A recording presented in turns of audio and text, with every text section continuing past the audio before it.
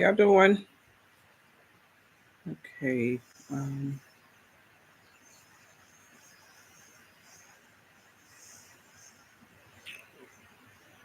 All right. I'll be ready in a few minutes. Um,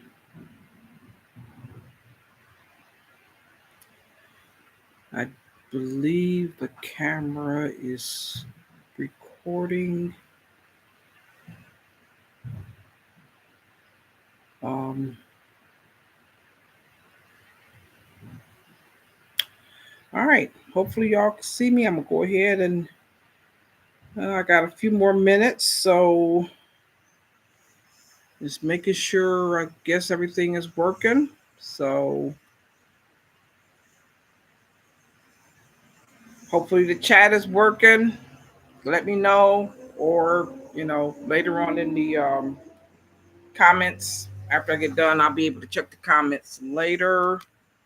um, I'm going to find out how. So if you're on, and welcome. If you're not, I will see you on the replay.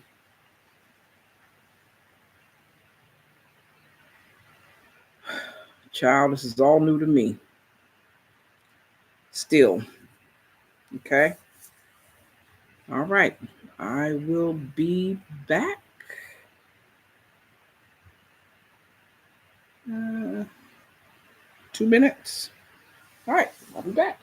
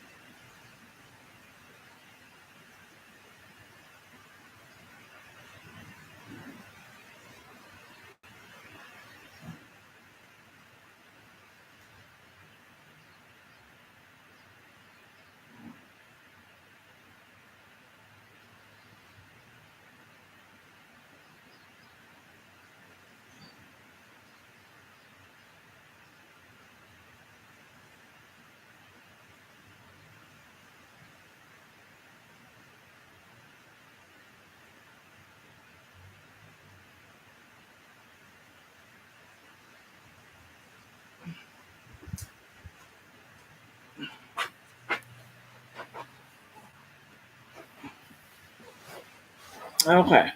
All right. Let's get going. All right. So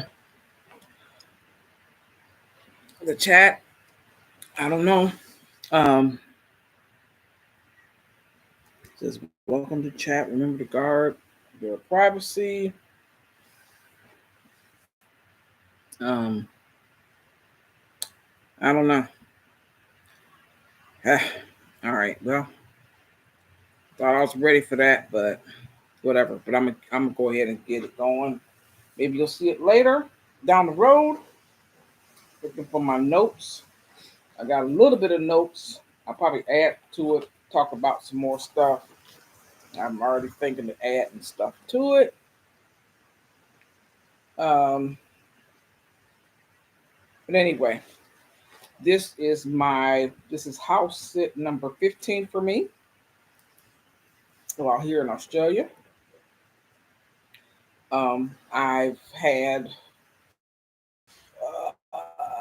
yeah, 15, yeah, pet sits. I do have one coming up, 5 weeks with no sit, but I mean no pets, but yeah, we'll talk about that another time. Okay, so this particular house sit is in the area called Chatham Sands. It's in Queens, the state of Queensland. It's on the coast, coastal town. Smaller, um, a smaller community, not necessarily that they call it rural, but their terminology of rural, what our terminology of rural in the states is very different. So, but anyway, um, and I did grab a bite to eat, so my stomach's starting to growl. Hold on.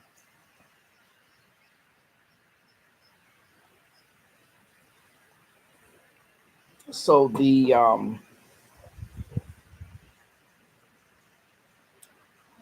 wind that you hear and blowing in the background, it is hurricane season here. Apparently, we are ahead of a storm called Jasper. This area has uh, I guess the storm, the eye of the storm coming in as of yesterday was about 600 miles out. Probably today it's probably about a little bit less than half of that because it's to hit landfall. The eye of the storm to hit landfall tomorrow afternoon after I'm gone. It's coming in from the north. I stay further to the south central part of, or right now I'm staying at the south central part of Queensland. Um, the area, I think it's Townsville, I believe it is, that they expect the area that's going to hit. So I'm fortunate. I classify myself as fortunate. Um, my flight heading out tomorrow from this particular sit, I've been here for, uh, this was a 3.5 week sit. I've been here for, let me think, to 23rd to one, two, yeah, 3.5 weeks. It got extended by a couple of days. Well, a couple of days without the owner being here. Originally, the owner, and I hope everything is going to be okay for them. They went and the children got sick, so they decided to get close by, but they want to stay in the main city here to be available to the hospital just in case they need to be. My flight leaves in the morning, and you know, thank goodness I've had a wonderful, a very, patient and helpful neighbor.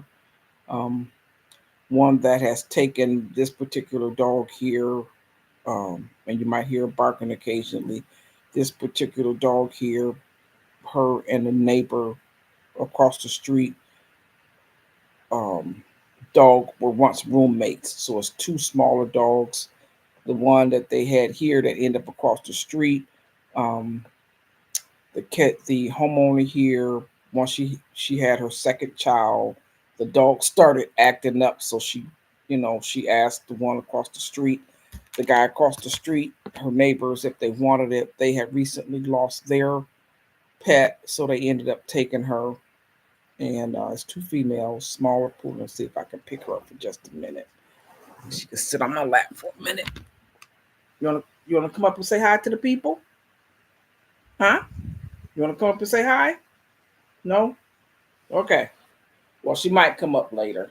Um, she comes up when she gets ready. So I'm calling her, so she's looking at me like, okay, what do you want?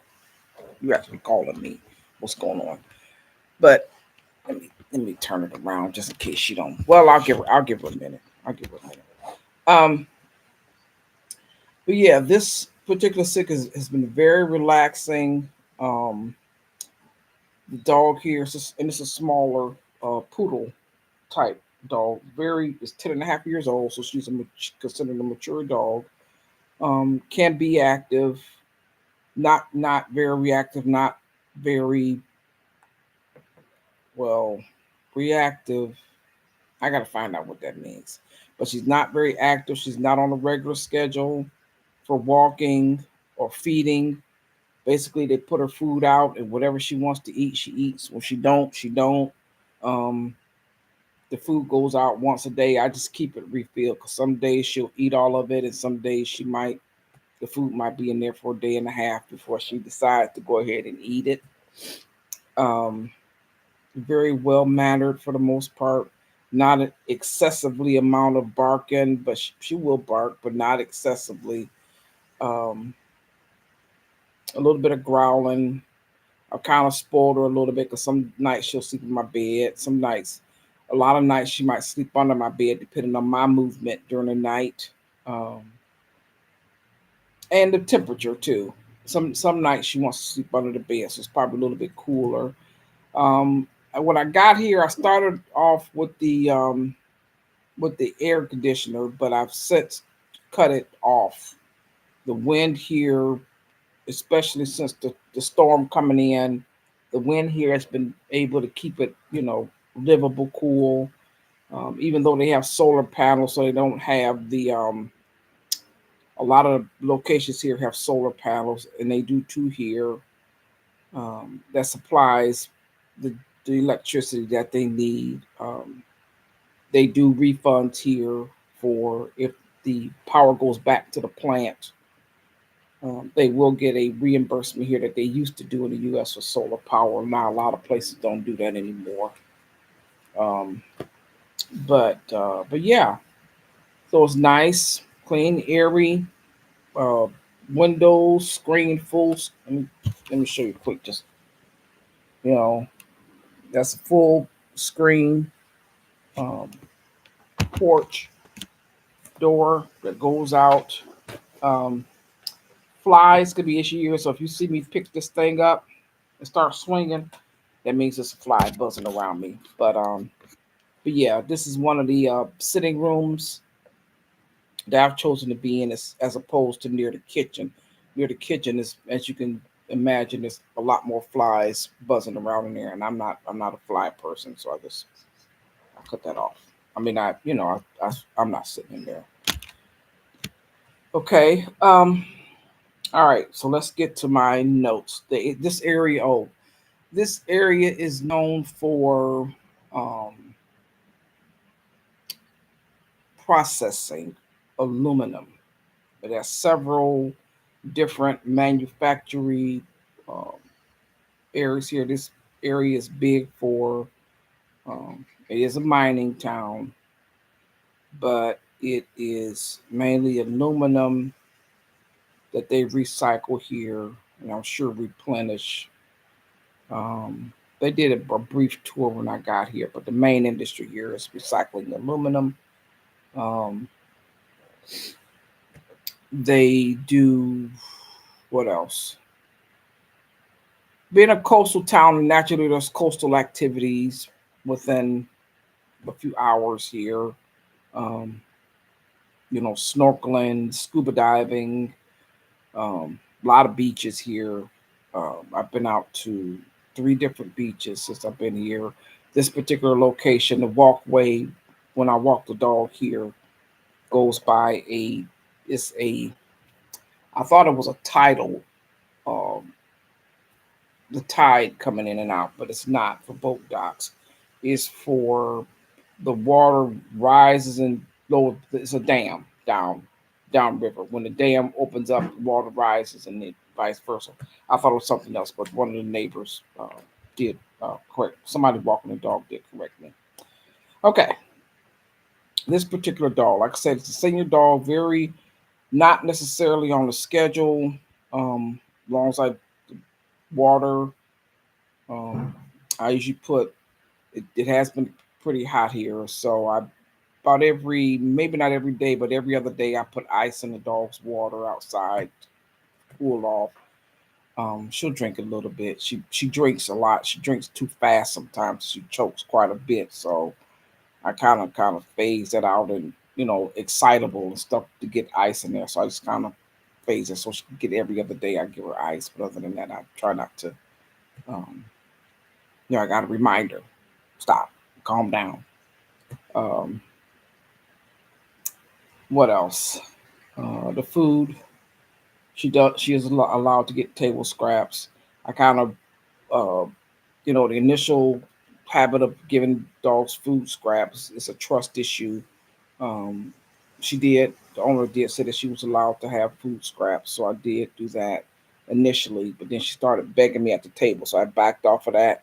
And now basically what it is when I get ready to eat, I sit her outside, she sits by the door, and when I get done, if I have any leftovers, I give it to her. If I don't, I'll put it in her dog dish, and that way she can munch on it if she wants to, which is most of the time. I try to give her something, even if it's nothing but the juice, or if I have eggs or something like that, I'll kind because eggs are good for. But I won't. I don't give her whole, even though we got chickens here. We'll get into that too. Um, what else about this dog? I wrote it down. This particular dog is spiritually bounded to me. And when I say that, I mean when I sleep and when I'm resting. Um, Very easygoing when I lay down to rest. If I'm not relaxed, and we talked about this in the Exodus Summit, the last one about resting. If I'm tense when I'm laying down and I don't consciously relax and rest my muscles beyond just going to sleep, she gets agitated. Okay. Um, she won't sleep. So I have to rest physically, a lot of times mentally. When I lay down, I just have to almost like canceling my thoughts for the night. Just let it go, because she'll know.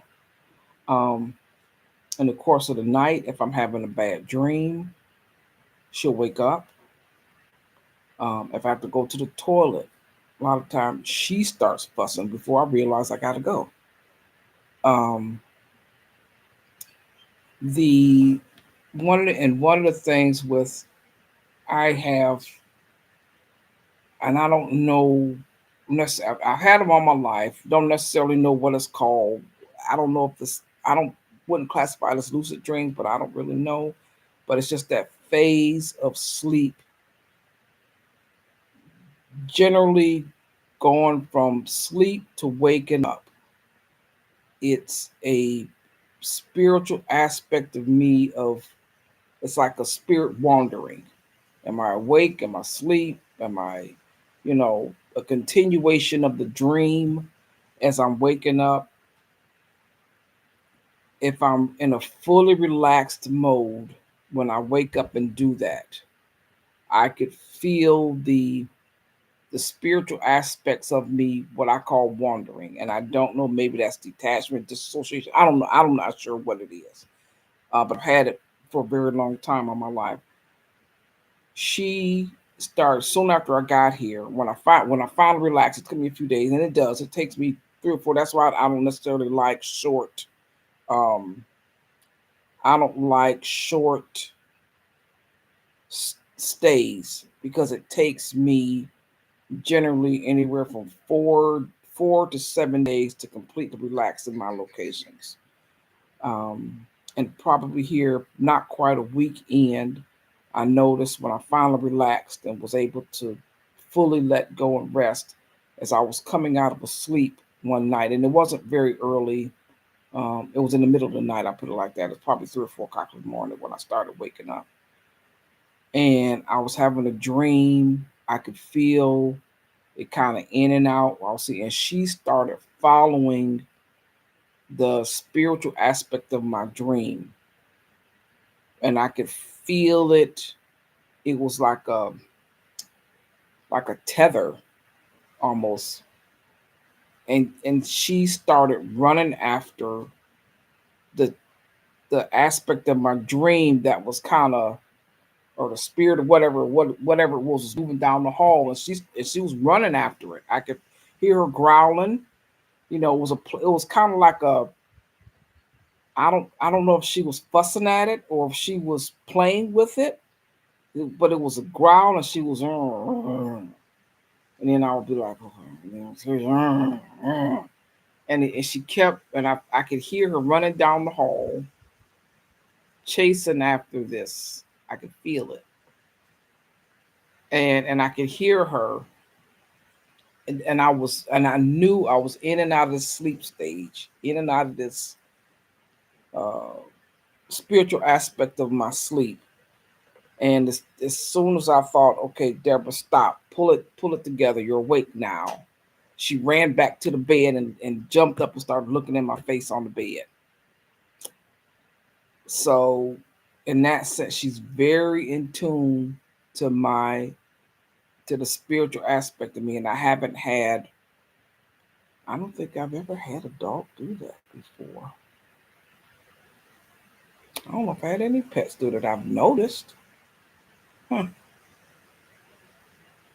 But I've been aware of that part of my sleep, the in and out phase of, and it doesn't happen all the time, but sometimes that sleep aspect of, are you here? Are you awake? Are you asleep? And the crossover between the two. Sometimes in that case, it's a blur. So, but yeah, she followed it. As soon as I put it, okay, Deborah, stop. Bring it back. You're awake. Wake up. Bring it back. She was back. She was ran back to my bed and jumped up looking in my face. So that's a confirmation to me of a spiritual aspect of stuff that we, a lot of times, other people may or may not acknowledge it, but pets are able to see it. Okay. And I think a lot of people are too, but we've been conditioned to think yes or no, black or white, here, not there, here or there instead of both, So uh and I okay, so that was, I call it spiritually bound and physiologically attuned to me. Um she follows me around everywhere. Today is my last day here. Excuse me, actually this evening the neighbor is gonna actually take her because um the owners are not sure when they're gonna be back. So um but yeah, he'll take her. I'll take her over there this evening. That'll give me time to pack right now what I've been doing and what I one of the habits that I've started doing. And I'm looking at my stuff. I have stuff here, but from the farthest point to the house, a few days before I just start taking my stuff to one room, to one location. In this particular case, is my bedroom. And so when I drop her off, I probably won't get a lot of sleep tonight. I'll probably go ahead and pack up my bags. I have two bags that I came here with um, from another location. There's originally three bags. One of the good things that I've had the fortune of here is a lot of people will let me take my bag to them, and they'll hold my bag until I come to their sits. So, and then my goal as I'm here is to minimize stuff that I have. Um, as much as I can. Some of the modes of transportation, I haven't been able to catch necessarily flights everywhere that I wanted to go because of the number of bags that I had. They just, you can't. Not in, like in the U.S. you can get bags, you know, two big bags on. You can have a carry on. You could have a personal bag. They here, a lot of these airlines, you cannot. You can't even pay for another bag. You have a choice of a carry on, which includes your purse, with a um, with another bag, and depending on the size of your carry on from the U.S., they might classify that as small luggage here. So They don't do excess baggage here, which is interesting because they have a lot of Salvation Army here, which maybe that's how um, they're called salvos here. Maybe that's how they get a lot of their secondhand stuff. Is they don't allow a lot of heavyweight and stuff on bags. And like I said, you can't even pay for it. Okay, so that's with the dog. Okay, now this location also has chickens, and what I'll probably end up doing is posting some videos as soon as I figure out how to blend. And I did get a tutorial that I'm going to go through. Um, so I'll be blending it. Maybe I'll be putting it on just some other platform or whatever after I figure out how to do them together. This location has chickens. That's 5 chickens. Again, the neighbor across the street is absolutely invaluable in helping me with the chickens. The and the homeowner's mother-in-law has been very helpful too. Um, but yeah, the chickens have been, I would say, average 3 to 4 eggs a day. When I first got here, it was 1 egg, and then the first couple of days it was 1 egg, and it got to be 2 eggs, and then three. A couple of days I've had 6 eggs from 5 chickens. Now the 6 eggs probably happened between, because I thought they only laid at night. Come to find out they lay whenever they get ready. So um, between the previous morning when I checked the eggs, and I got to check them today. The previous morning of checking the eggs, and the next day it wasn't very early in the morning, about midday before I checked the eggs. I give them their feed, the water, make sure they have water. I started putting ice in the water for the chickens too because the water gets out there kind of hot during the day, um, and they get non-meat food scraps. And so they one day when I was out there, what happened is I put water. I was rinsing off their chicken coop, and this modern day chicken coop, um, probably the size of a, maybe I would say the size of. I'm gonna use that terminology. Um, Measurements.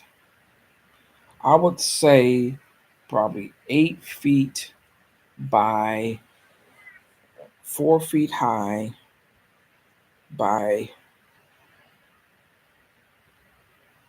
maybe 36 to 40 inches, a meter wide.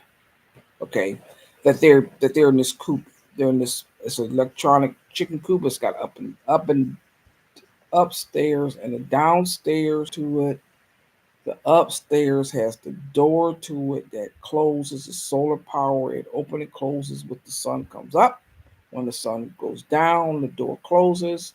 The chickens know the time that they need to be in there. They have um, instinct tells them not to be out here at night. Um, that's when the um, animals that are looking to eat chicken come out. Is usually is at night. Um, the cage protects them. They don't have. I don't. They don't. I haven't heard any foxes or coyotes around here to attack during the daytime. Um, but yeah, chickens are healthy. Um, I don't know what it was. I was watering down their okay, because other birds come and will eat whatever the chickens when they feed, eat their chicken feed, and they hit and they're knocking over their food and stuff. Birds on the outside of the cage will come and eat whatever they manage to throw out there to them. Um, but they also poop. Birds poop on top of the cage. Um, while they're hanging out looking for food. So I went to hose it down. Um, and it was right after they got done eating. I went to hose it down. And in the past, what I would do was while I was getting their feed, I would open the cage, get their feed together, get their water, pour it in there, dump it, open the top because it's two doors. There's a top and a bottom, and I just open the top door, put it in the water, reach in there, put in the water, put in their food, and they're fine. As long as the bottom is not open, they don't run out. This particular time, I think the water, between putting the water on there to rinse it off, and then I went to get the food and the water back to their cage because I didn't want to wet the food. They actually jumped out of the top part of the cage, two of them, and they get her mother-in-law was here, and I was like, "Whoa, okay, what's going on?" They've never jumped out of the top before, and she told me that sometimes when they get a little, active or agitated, they'll, get out. So I ended up opening up the cage, and then they ran out. They were good. They had been in there. I've been here for, let's see, it was Thursday. I had probably been here for not quite a week, 4 or 5 days that I've been here for, and I had not let them out of the cage because the lady just said, "I'll just leave them in the cage. They'll be fine in the cage." Some of y'all know how I feel about cages, but I didn't know about chickens, so I was like, "Okay, I'm fine. They're fine."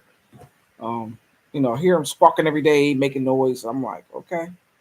Um, but again, not really understanding chickens. But when her mom came and her mom was here when that happened, her mom said, "Oh, they'll love this." She said, "You'll get a lot of eggs tomorrow." And I'm like, "Oh," she said, "Oh, they love being out." It was early in the daytime when that happened because I used to feed them at 8 o'clock in the morning. Now they're more on the schedule than the dog is. Um, Fed them, allowed them to walk around. I kind of hung outside. She was like, "You don't have to because they'll go in the cage by them." So she was the one that told me about them returning to the cage at night. Um, so okay. And sure enough, they're out there all day. And in the evening, her mom was back. I said something to her about, okay, how do you pick them up? How do you get them back in the cage and all that? She was like, if you have to pick them up, you do. Otherwise than that, you just, shoo them. And it was getting later on in the evening. So the mom, she came and I asked her about picking. She said, I hadn't picked up in a long time. So she got behind them with the apron, with her skirt, and just kind of did that. And they ran in the cage. So I was like, okay. But some of them had went in, a couple of them had not. I did throw some food scraps in. One of them ran in and tasted the food scrap and ran out before I could get, or almost got out. She was on the edge of the thing when I was like, no, no, you can't come out. So able to get them back in. But sure enough, the next day I got 5 eggs out of them. Um, and the next day after that, one day I got 2 eggs out of them, but then the next day after that, one of the days I got 6 eggs out of them. So yeah, but they like being out, being around. I did send a picture to the owner who informed me that one of them had gotten into her herb basket, her herb thing where she's growing herbs. She said just keep them out of there. But yes, they love being out and about. So I'll make sure that I do that. A few days, not every day. They don't get out every day. It was actually her neighbor across the street said only let them out in the evening about an hour and a half, hour to an hour and a half in the evening to let them kind of go around the yard and peck or whatever. They'll be happy. They'll be satisfied for the evening. And because of the time of day, they won't go that far. So you don't have to be looking all them in the backyard and around. They'll just kind of stick close to the front yard because by then the sun is pretty close to going down. They'll stick around, hang around for the cage. Um, yeah, they like being outside. Um, they do pretty good for their feed. Their feed, they will because they waste so much, get it on the ground. I don't feed them every single day because a lot of times it's just feed all over the ground. So instead of continually putting it in there and having it waste and stuff like that, I do probably about every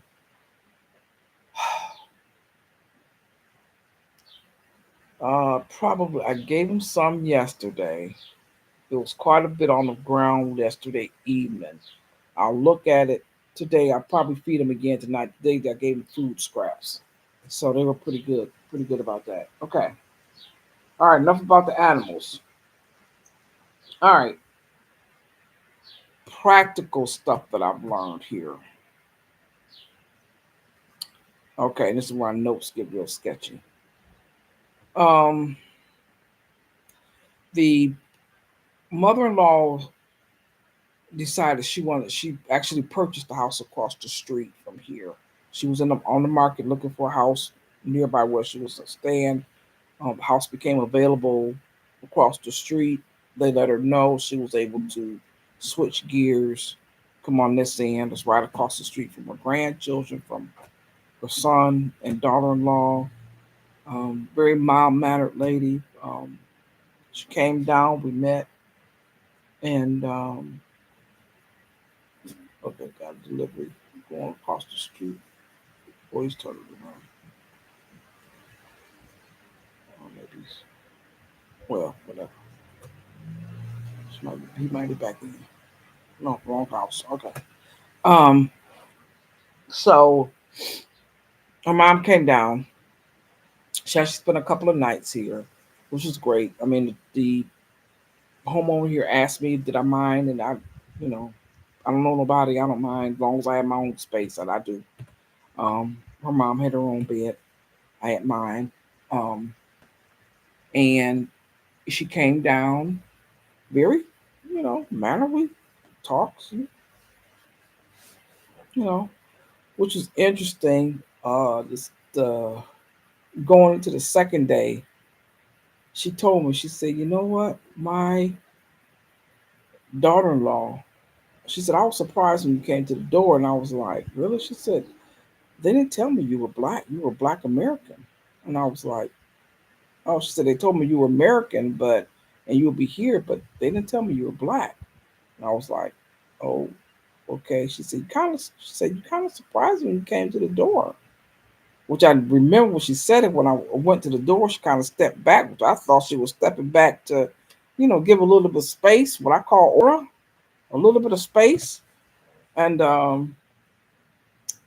she said, you're the first Black American that I've ever had conversation and been this close contact. She said, she said, I like you. You're, you know, I like you. And I told her, I was like, oh, okay. I guess it's a good thing. She was like, yeah. She said, and this lady's well traveled. She's been to the U.S. She's been to most of the places she's going are in and around Europe. She has children that she goes to visit and grandchildren, friends that she goes to visit most of the time. Like I said, in Europe, other parts of Australia. Um, I want to say, I think I remember being in Africa. Uh, yeah, South Africa. Her children, whatever, they were there when the transition happened. Um, Needless to say, they didn't fare too well, so they did leave. Which I tried not to get into that conversation with her. Um, Said it was not safe anymore, and it sounds like if you know anything about what happened with the government there, um, they were not. Um, they didn't ask for reparations. They didn't get it. So they're fighting and scrapping in some areas. And in her case, her particular people weren't safe, so they left. So anyway, um, but their mom is fairly. Um, I could tell she still had racist tones to her. She did not. I tried to figure out a few ways to. I really wanted to see the inside of her house. She was very no, no, no. I'm not going over there. Then a couple times she went over there and didn't tell me she was going. I didn't know she was over there. Um, but it's her house, so you know. Um, but yeah, even though she didn't say anything verbally about it, I could tell she she didn't want a black person in her house. Um, Now, what I did find out from her through her talking was the Here, the curtains and drapes are considered fixtures.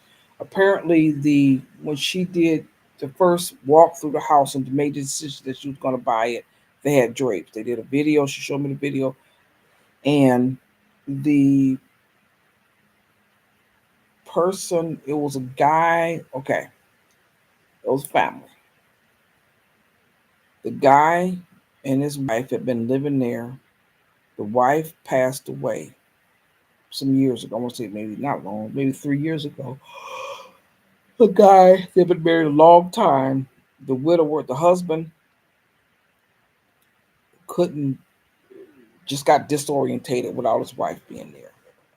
So he started, sounds like Alzheimer's. He started wandering around and stuff like that. So the children, the son, had him put into a home, place that was better able to take care of him. And the the price that he had just decided that he was going to sell when the owners here contacted their mom and let her know. So she got it at a really good price. It's considered waterfront property.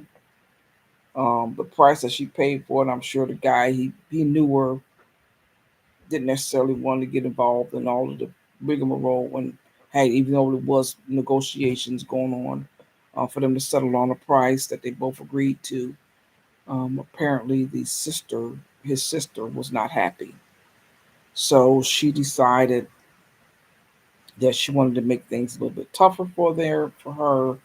Um, she said if it, for initially the lady was willing to buy it furnished. That well, if you want the furniture, you're gonna have to pay X amount of dollars. So the base, long story short, she wanted more money than what the stuff would have been brand new. So they told her no. She got upset. Had stuff, the furniture stuff taken out, removed. But she also took the drapes, which were considered part of the property.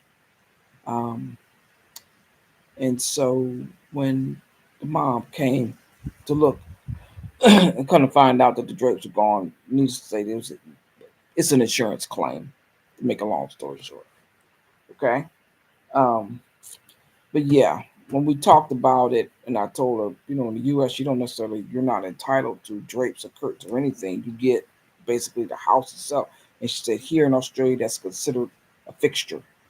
Once you have drapes made, especially if they're custom made for a house, they're considered to be a fixture.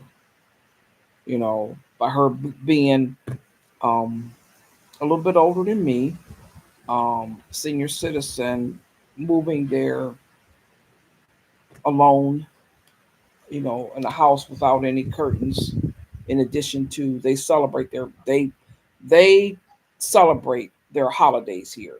They have um, when the kids get out from school vacation around mid-December, so they'll be out probably within a week. They'll be out. They're out until February 1st. Their January is considered a holiday. The children here, the schools here are year round. They go from they get several holidays in between, maybe 2 weeks. I want to say when I first got here, it was Easter week. That was a long week. That was almost 3 weeks. But they do get holidays here. But January, they're out. All the schools are out. She was going to move in mid-January, and then with the curtains gone, she was very concerned about her privacy, um, and then having to come in and do what needs to be done. The children being on vacation, a lot of time families, that's the time that they go on vacation. So, needless to say, she was very upset about the curtains being removed. Um, Initially, it was about the realtor told her that the guy wanted to have the curtains removed to have them cleaned. As it turned out, it was her, it was his sister that wanted the curtains for herself, and then she thought she was going to sell them. It didn't work out. So, but yeah, so she ended up not being current. But yeah, but she has an insurance claim on that. Um, what else? Hmm. Trying to think. I ran out my notes. I've had a birthday here, and I went to. Oh, that's what I found. And online, I found an indigenous based group website, and I could post it when I do my edits. I'll post it in there. That if you are in Australia or coming to Australia and you want to participate in a group, and you get to choose the the choices that I had, the categories. One was indigenous led, indigenous owned. It was one that was both. Uh, there are several categories. I chose the one that was both, and so I participated for my birthday. The neighbor across the street was absolutely great. He took the dog for the day. Um, I did drive 3 hours for it was a glass bottom boat adventure. The guide on there, and I posted on Facebook, um, by the name of Joe Gala, who he's been a model. His picture is in Canberra at the Parliament House. One photographer, I believe, is Michael Cook. I believe he's a photographer here that took his picture and basically superimposed him. And I did see one at the tour at the Eco Tour Boat Company. I asked her about what it looked like, and I can't say for sure that I've been to this location. But what the photographer did was took different angles of him and put like on the city street. So he's coming walking up the subway stairs. He's crossing the street. He's walking down the street. His back is turned. He's going the other way. Uh, and just different poses of him. And there's several pictures like that of him um, at the at the Parliament House in Canberra, the capital of ACT, the capital of Australia. And then there in Hervey Bay, there's an art gallery that he's also put. And the photographer there is Michael Cook. His exhibition is going on with him in these different poses and different pictures. One is called the series is called Fake, and it's about all of the material consumerism of having stuff in the 1960s. And in one of the pictures I remember seeing, it was a swimming pool. It was a for sale sign out, and then across they put across it sold. And the picture was a swimming pool, a dug in swimming pool with where the people were living in the house per se, and basically it was right next to it. It was a tent. It was a canopy. Basically, they were homeless with a swimming pool. Another scene was um, them having a dining room table that they were eating at or serving at, but they didn't have a house. So again, the house was a tent. But it was something very, very real, very make really made me think about consumerism and being enticed with advertising and all the stuff, and you don't have basic necessities or basic needs. Um, but basically, the series was, going from materialism back to who they were, happy. Um, they were, I think the picture I saw, they were dancing. It was him, and he was the male figure in these pictures, and they also had a, a female daughter, a little girl, and then the mom was, probably in her late 20s, early 30s. Picture, just judging from eyesight, what she was. But it was a very telling exhibit. And then also at the same location at the Herbert Bay Gallery was his niece, Fiona Foley, Fiona, had an exhibit. She had a movie about what's called displacement. So it was nice. You walk into it, there was a tent, a big tent. You had to walk through the tent. It was like a community tent. No, no, no, no, no. It was a tent divided up. It was three sections to this tent. All of them were open. That's why I said community tent. But three sections to this tent. And then when you come out the backside, it was a connection. It was an overhanging tent, almost like a circus type canopy.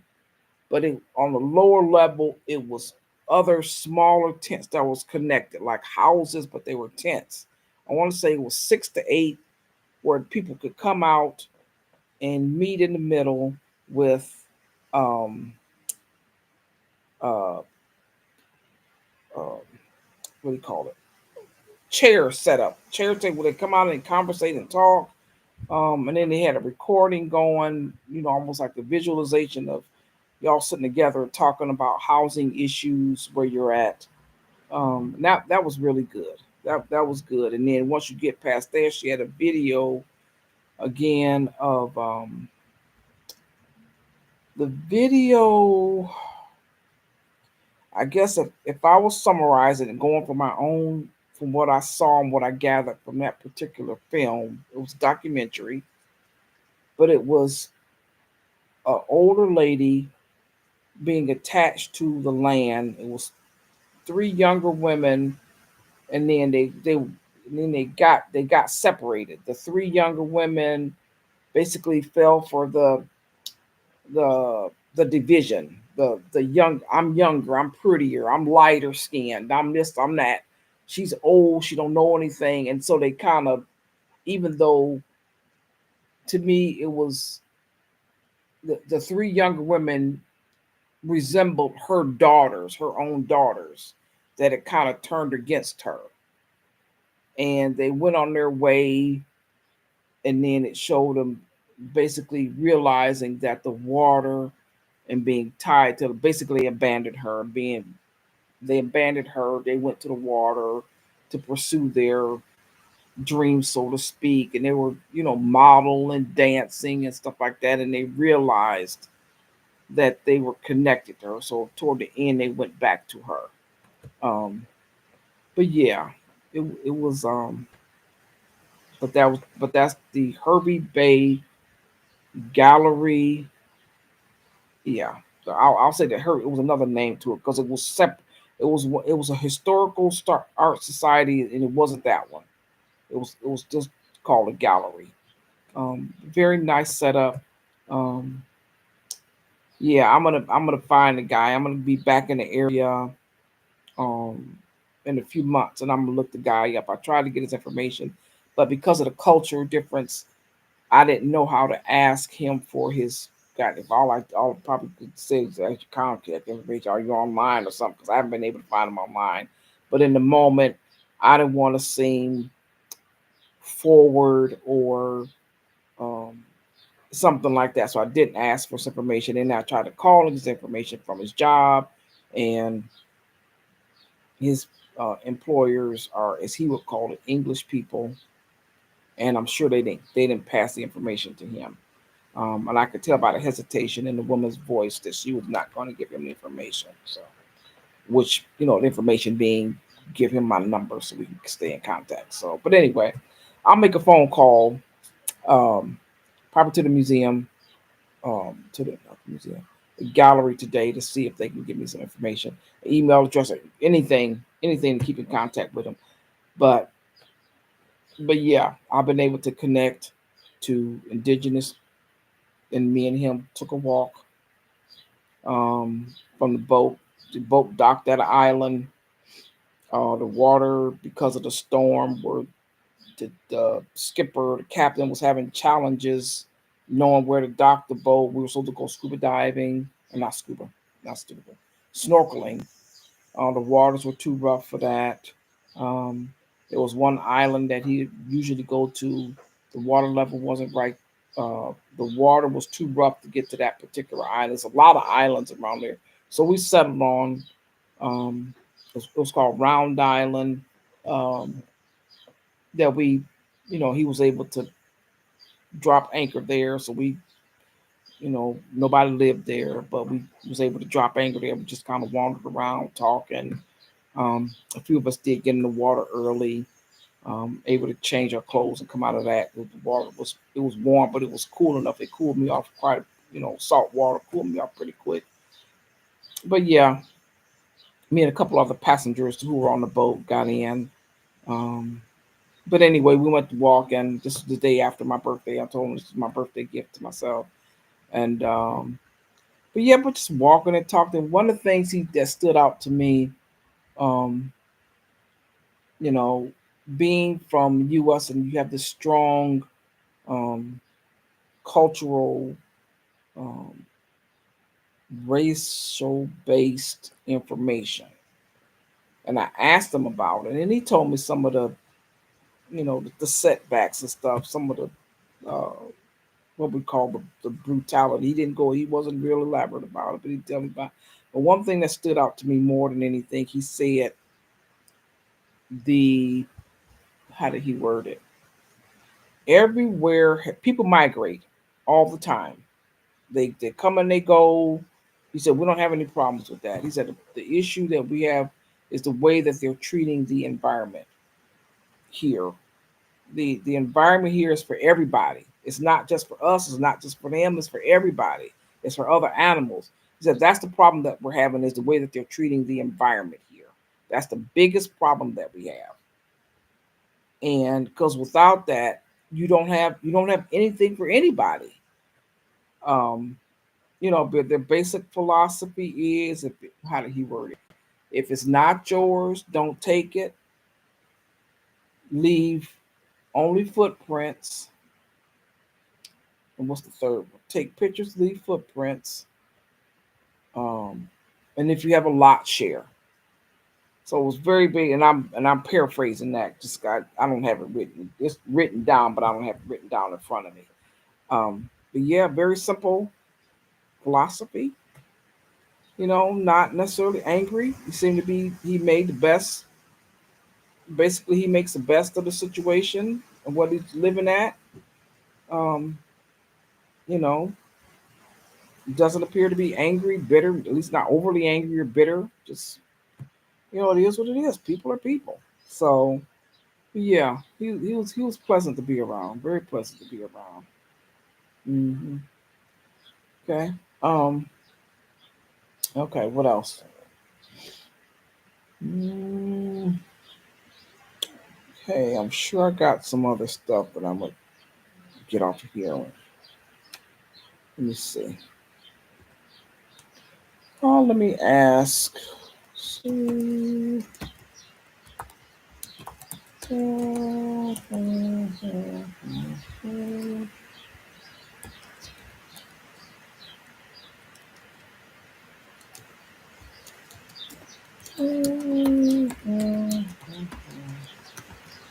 if I don't see your questions here, I will. Um, I might see them in the chat later. I don't know if this chat is working or not. I thought it was, but I don't know. But anyway, what else? Okay, what have I learned about me? Okay, I am finally able to start receiving education about investing. I belong to a group called My Econ. I have been a member there for almost 9 years. They teach personal financial, the PFSS, Personal Financial Success Company. They've been teaching personal finance since I've been with the company. The whole time that's what they're based on. I have been unable to receive their education. I found out since I've been here, I know why, that something that people don't talk about, and that is financial abuse. Um, Growing up, I felt like there were things that I was subjected to because of finances, and this is not just me, this is worldwide. People sell their children, do all kind of allow people to do things to their children for the sake of money. I felt like that growing up. For me, it was my parents. Okay, so if you're into this, I don't want to speak negativity of my parents at any time about anything, then this is not for you. Um, I have managed to my level of forgiveness. My level of forgiveness is has improved a lot since I've been here. Um, I have managed to let go, and a lot of that has come through properly resting, and being able to listen to my body more. What thoughts lead to triggers, physiological triggers in my body? Where did my thought process go? Do I have a headache? What did I do? And sometimes it's not just a thought process. It might be a different movement that I did. Today I had my hair pulled back. Sometimes I have it pulled back too tight, or certain strands of my hair might cause triggers in another place. Um, I haven't had that I noticed too many issues with food, and we'll get to that in a minute. Let me write that down so I'll make sure I come back to that. Um, haven't noticed particularly much with food. I am a meat eater. This particular homeowner is, for the most part, vegan. She said they do eat meat maybe once a month. Um, I she didn't have any problems with me cooking using cooking with meat or whatever. She didn't have no problems with them. She said, make sure you wash this out. Um, but it's pretty much a vegan household. She participates with the local co-op, so she gets a lot of stuff. I asked her about buying stuff to replace. She said no, she buys stuff in bulk. So I've been pretty much very low cost with groceries here. Um, I do go out. In this particular one, I was able to use a vehicle. Again, I don't go out that much. Like I said, I went to the event that I went to the other day. Other than that, I might have been out 2 or 3 times to go grocery shopping. I want to say twice, and one of those was when I first got here. Um, I did get some gas. The dog likes ride. He loves riding in the car. So I had to go a couple of times. Go out with the dog. Went to the beach. He likes the water most of the time. Although when I did for yesterday to the beach, the storm coming in, the waves a little bit high. She was like, "Okay, let me get my feet wet, but I'm kind of stay away. I like the sound of the water, but let me run out here, slip around the other dogs, and I'm good." She didn't want to get that wet, so um, when I put the leash on her, she was a little bit more exploratory of water. I guess she was probably scared that the waves gonna beat her and take her away, so she, you know, intuition, so she kind of stayed away. Um, but yeah, I have been able to pinpoint. I'll write it down while I'm talking about it.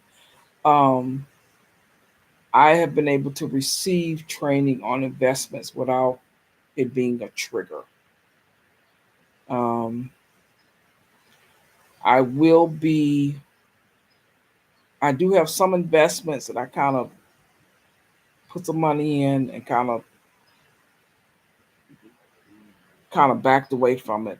But I'm gonna start learning more about investing for me and what I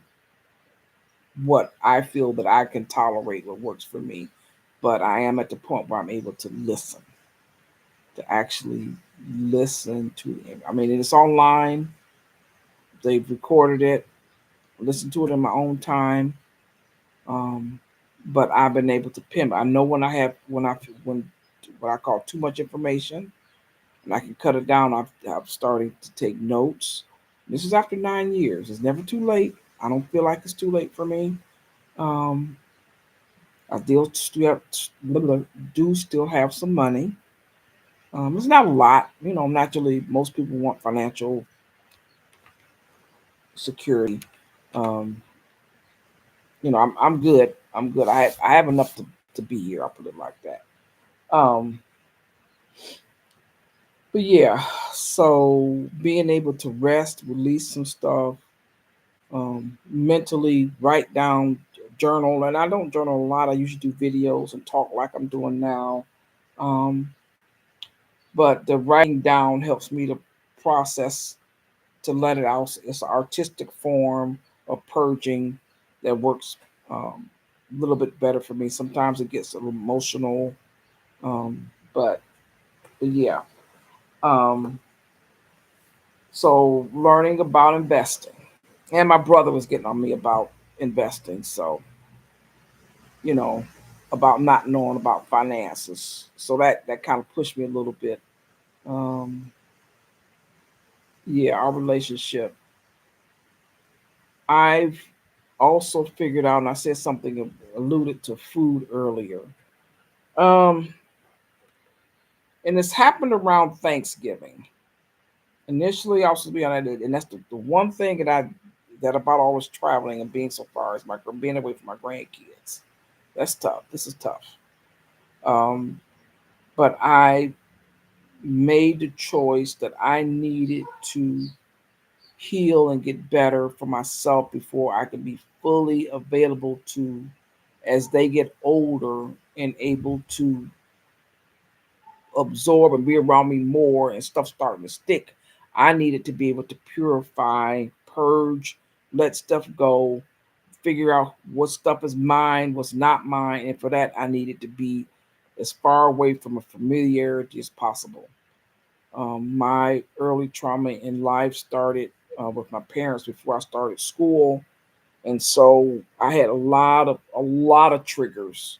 I mean, from birds to movement of cars and stuff like that. So I needed to start a new foundation.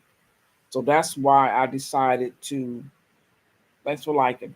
That's why I decided to just leave. Initially, I've been because I've always been wanting to travel, so I wanted to travel earlier. And different time I go on short trips, solo trips, but I wanted to travel earlier in my life, but didn't because of fear.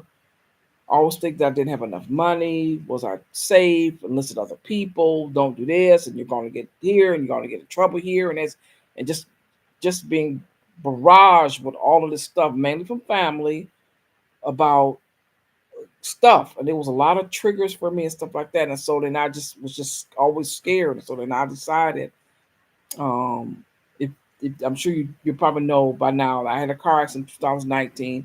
The time period between the hospital stay and rehab and recuperation and stuff like that, I decided that I was not going to just let other people dictate what's good for me and what's not good for me. I decided to take a chance.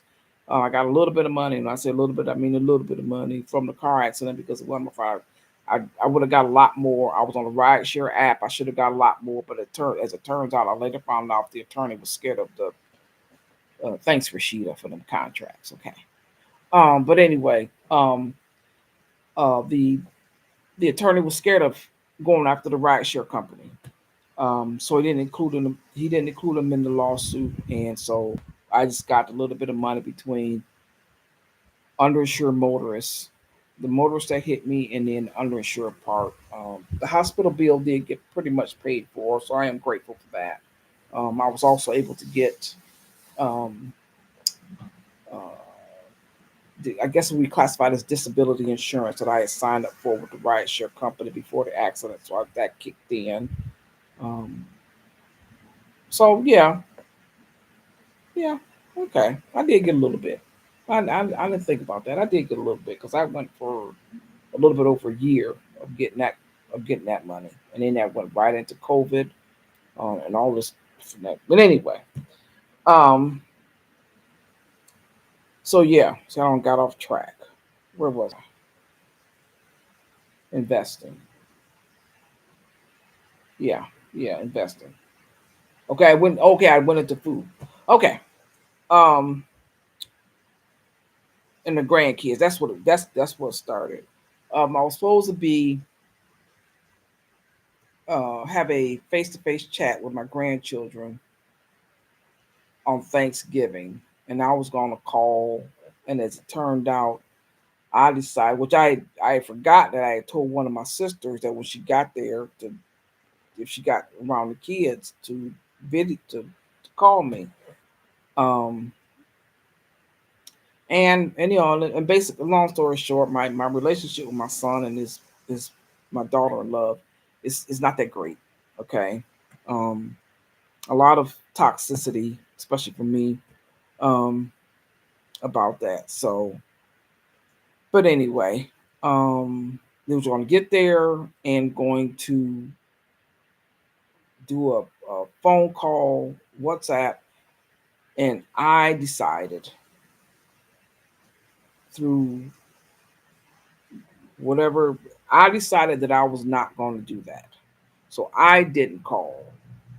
And then basically what happened later on the next day, I sent a message to my son apologizing and basically told him that I, I didn't feel right about it. I didn't want things to get said and to trigger me to because that was my day of travel from my last location to this location. And I didn't want the potential negative comments and different things to trigger me that that I showed up with a bad attitude at this location. So I figured out that I was a food addict. Um, the only reason that I was a lot of times going to these gatherings was because food was there. I didn't necessarily because of some of the trauma within our family and their relationship to me started so young and so long ago. It's ingrained in a lot of their interactions and comments towards me. Um, Ironically, even though not to say that we would still be married, because the guy was kind of foolish, but my ex-husband, my son's father, saw it when we were married. I did not see it. I couldn't see it. Um, Years later, and I've oftentimes thought about that. Like I said, not to say that me and him were going to stay married, we would still been married or any of that. But the one thing, one good thing, well, more than one good thing, but one of the things about him that he saw early on in our relationship was my toxic level of interaction with my siblings. And like I said, I didn't see it. So I didn't address it. You know, family dynamics. I'll put it like that. Um, but yeah, that over the years, those gatherings for me have been less than ideal. Somewhat stressful. It is some fun times, but then different comments that gets made that throw me off, um, that leave me feeling very at odds and disorientated. I'll put it like that. Disorientated. Best words I could use for that. And so I, you know, I realize that a lot of these events that I've gone to, I'll go there and I eat, and I just keep eating till I get to this food comatose stage, and I'm going somewhere to go to sleep, trying to interact and stuff like that. And I'm not a very outgoing person. I'm interpersonal communication means okay, a little light chat here and there. I like to go deep in conversation, and a lot of times the people that I'm around, wherever I'm at, they don't necessarily like going into this deep conversation. So yeah, I like to go deep, and a lot of times in some of these settings, it's not appropriate, stuff like that, for whatever appropriate means for the situation. And so I made a decision. Make the long story short, I made the decision to not call on Thanksgiving because, like I said, I didn't want to get involved in that potential sabotage, and I'm not there, so I'm not eating. So, you know, but that's what it dawned on me that,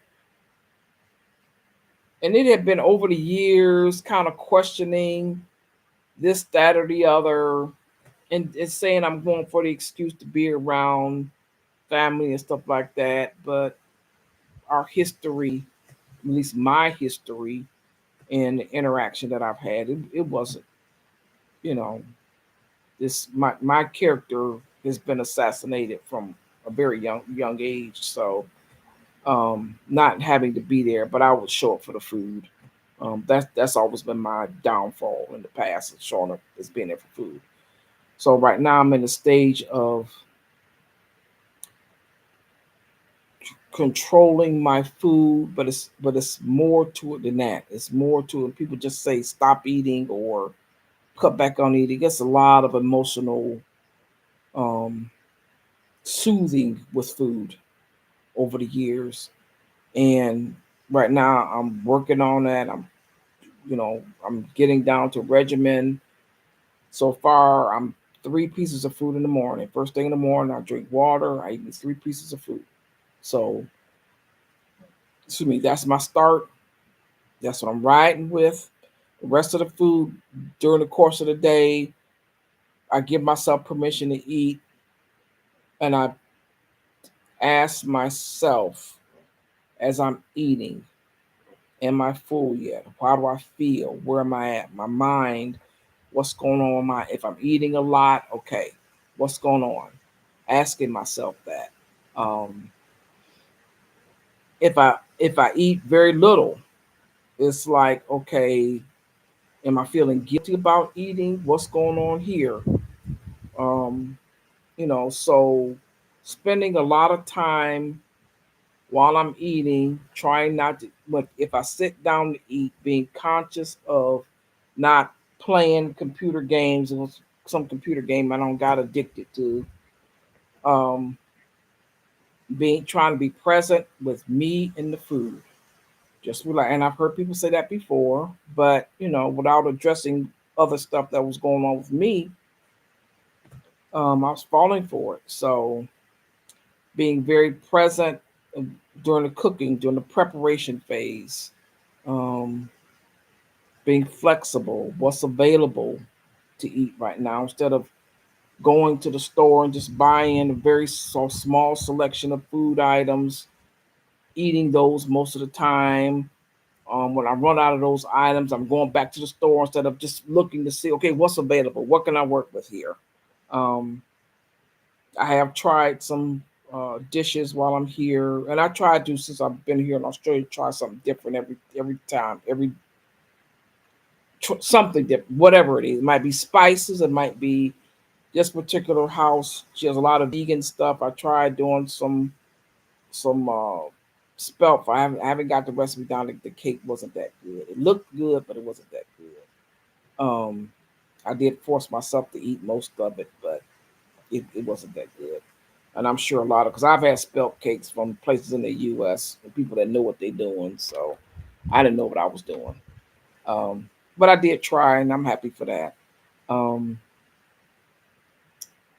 but yeah, but that's just some of the things that I found out about myself here was the food addiction, um, and coming to the realization of that, and the continuation of that, because I realized about the food addiction at the last sit I was at, but expanding on what to eat, when, stuff like that, and being open to hearing about investments, financial security, um, going back through being a member of this, um, being a member of my econ for years. I've had user stuff to keep up with my receipts and stuff like that, but being able to actually listen now to the investment education and not feel rejection in my gut about it, um,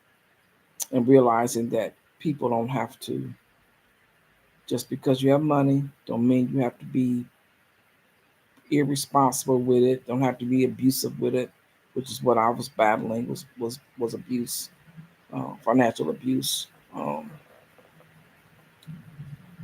So, but anyway, all right. I've been on here for hour and a half. Hopefully, I can edit this down a little bit. But if not, this is what it is. Thanks for joining me. Take care. Appreciate it.